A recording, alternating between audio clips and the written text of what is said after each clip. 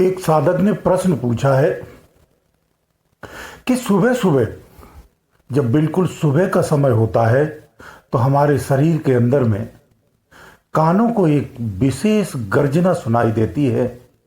अजीब सी गड़गड़ाहट होती है। वो आसमानी गड़गड़ाहट से भी भिन्न होती है। ये गर्जना रोज हमें सुनाई देती है। ऐसा क्यों होता है? प्रश्न अच्छा है, लेकिन ये गुप्तमय रहस्य है।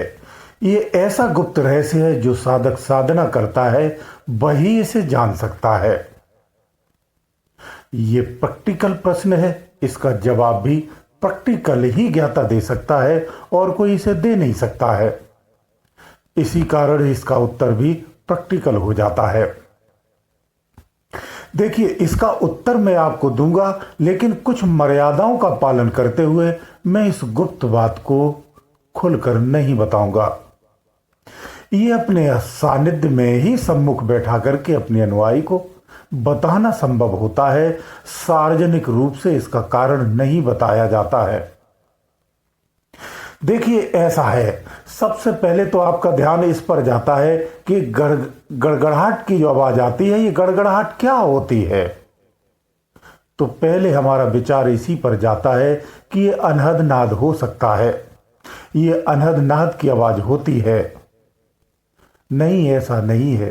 अनहद की आवाज होती है, ये बिल्कुल सत्य है, और उसकी आवाज आती है, लेकिन ये एक भिन्न आवाज होती है। ये अति गुप्त होती है, ये रहस्यमय होती है। ये गड़गड़ाहट अनहद वाली नहीं, ये दूसरी आवाज होती है। ये सभी साधकों को नहीं मिलती है। खास एक अवस्था में पहुंच करके ही ये गड़गड़ाहट मिलना प्रारंभ हो जाती है, लेकिन ये गड़गड़ाहट मिलती है। ये बहुत ही सूक्ष्म है। आपकी अनहद नाद की आवाज से बहुत भिन्न है, क्योंकि अनहद की आवाज में भी गड़गड़ाहट सुनाई देती है। ये उससे भिन्न होती है, थोड़ी सॉफ्ट होती है, उससे अधिक मधुर होती है और क्षितिज में होती है और समान रूप से होती है। आपको जब सुनाई देती है तो ऐसा लगता है कि एक दिशा से नहीं, समस्त संसार में एक समान भरी हुई है। ये उसका आभास होता है। अनहद का आभास केवल कान में मात्र सुनाई देती है, वो भी एक दिशा से आती हुई। ये उससे भी चेतन और दिव्य आवाज है। ये आंतरिक आवाज है। ये सर्वव्यापक आवाज है। ये आवाज चेतनमय, पूर्ण चेतमय अवस्था की स्थिति की है। ये उन्हीं साधकों को मिलती है जो चेतनमय अवस्था में अपनी स्थिति को रखते, अपनी रहनी बना रखी है, वहीं स्थित रहते हैं। जो अपने में नित्य क्षण रहता है, ये आवाज उसी को मिल पाती है। ये आवाज वही पहचान पाता है। इस आवाज को वही जान पाता है। ये बहुत गुप्त और रहस्यमय आवाज होती है। ये सभी को मिलती भी नहीं है, बड़ी कठिनता से मिलती है, और जिस अवस्था को प्राप्त करना होता है वो अवस्था भी सहजता में प्राप्त नहीं होती है। इसीलिए भाग्यशाली ही साधक को मिलती है। जिन साधकों को ये आवाज मिल रही है, निश्चित मानिए आप बहुत भाग्यशाली हैं। आपकी अवस्था भी उच्च कोटि की है। ये उच्च श्रेणी में आते हैं। मैं उच्च श्रेणी के जो अनुभव होते हैं उनका मैं जिक्र नहीं करता हूं, क्योंकि वो अति रहस्यमय हैं।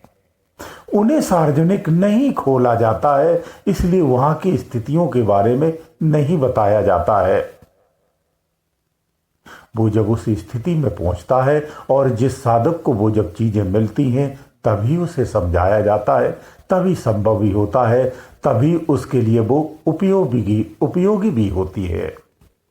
ऐसे सार्वजनिक बताने से उसकी कोई उपयोगिता नहीं होती है, अर्थात तो वो व्यर्थ में ही चला जाता है। इसलिए सार्वजनिक नहीं बताया जाता है। उल्टा परिणाम ये होता है कि कुछ लोग उसकी कॉपी कर डालते हैं। कई ऐसी कारण होते हैं, कई आध्यात्मिक वजह होती हैं, नियम और संयम होते हैं। आंतरिक कुछ ऐसे नियम हैं जिन नियमों को कदापि नहीं तोड़ा जाता है। किसी संत ने आज तक नहीं तोड़ा है। संत तो स्वयं में स्वतंत्र होता है, उसे किसी से कोई स्वार्थ नहीं होता है। वो किसी सीमाओं को भी नहीं लांघते हैं। वो किसी स्वार्थ से बंधे हुए नहीं होते हैं। ये जो आवाज मिलती है, आप समझ लेना उस स्थिति में आप हैं जहां चेतनमय आभास होता है। आप सदा चेतनमय स्थिति में अपने आप को स्थिर रखते हैं। जब प्रारंभ में आपको मिलता है ना, तो मैं आपको बता दूं, एक हल्कापन सा आभास आता है जो बिल्कुल सम्मुख होता है, दोनों नजरों और मस्तिष्क के मध्य होता है, जो धीरे धीरे हृदय चक्र से उठकर के ऊपर को आता है। ये शरीर के अंदर नहीं, शरीर के बाहर महसूस होता है। जब हृदय से ऊपर उठ जाता है तब शरीर के अंदर में आभास होता है।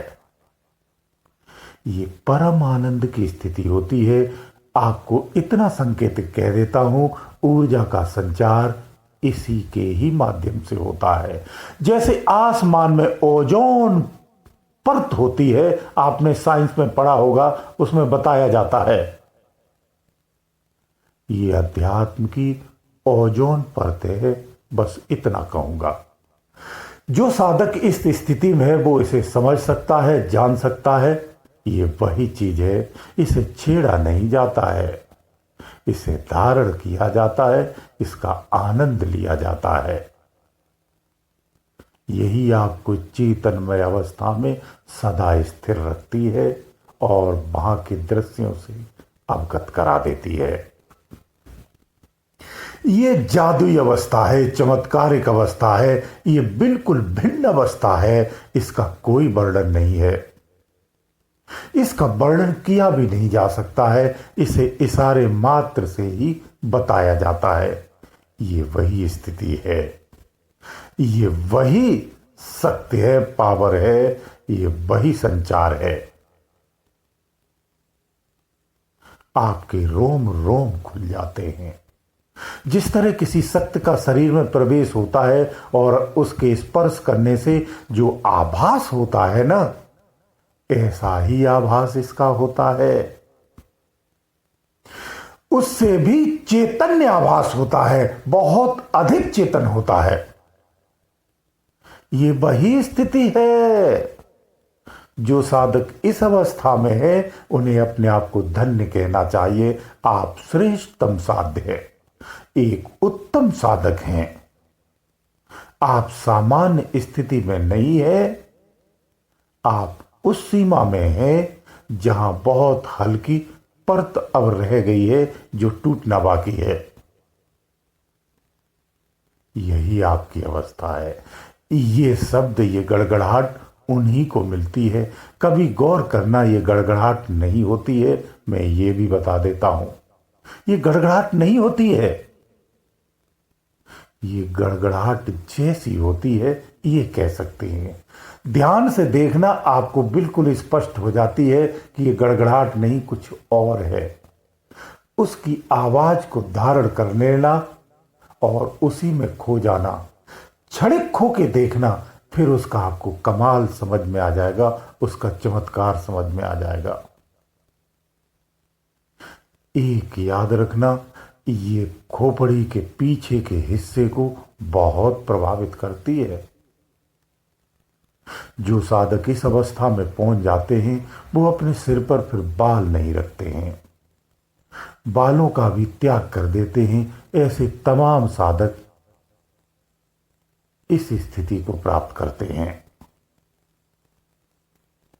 इसकी धारणा से आपको फिर चेतन की उन स्थितियों को प्राप्त करते हैं जहां से सदृश्य दिखता है, जैसे एक ऊंचाई से एक लंबे दृश्य को देखा जाता है। यहां ऐसी ही आपकी स्थिति हो जाती है। ब्रह्मांडमय अभ्यास जैसा आपको आभास होता है। सारा ब्रह्मांड स्वयं में समाहित है, ये आपको नित्य आभास होता है। एक एक कृत्य आपके अंदर में होता हुआ महसूस होता है। ये बहुत गूढ़ चीजें हैं, जो आपको सामान्य रूप से नहीं मिलती हैं।